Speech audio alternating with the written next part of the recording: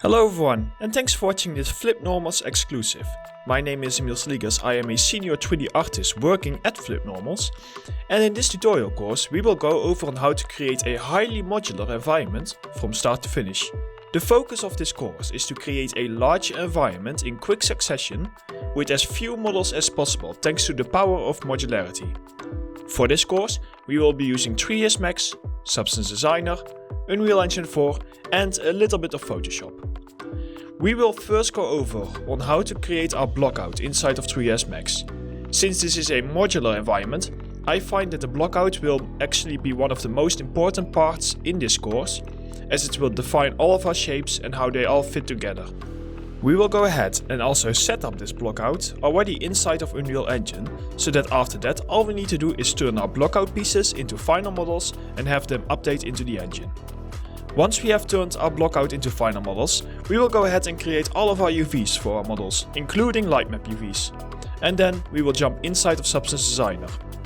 Now in Substance Designer we will go ahead and we will create a few tileable materials, including a plaster material, a floor material, metal and a fabric material. We will import these textures into Unreal Engine 4, where we will create a master shader that will give us control over the texture maps, gradients, roughness and some other small controls. We will start to apply all of these materials to our models and have the scene looking nice and all set up.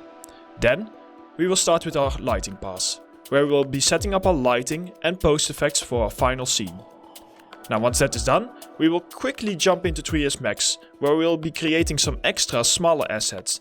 Assets like benches, sofas, lights, stuff like that. Now these assets will be created using a time-lapse, but do not worry, half of it is narrated and the other half is very repetitive stuff that we have already covered in real time. We will place these extra assets into our scene, do some final polishing and then we can call our environment done. So as you can see, we will be covering quite a bit of techniques and workflows, but I want to let you know that this course is targeted towards beginners to intermediates.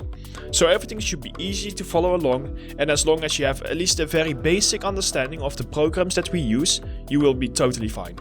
Okay, I think I've had my say, and I hope to see you soon following this course, and I hope that you will learn a lot from it. Once again, my name is Emil Sligas, and thanks for watching this FlippedNormals exclusive.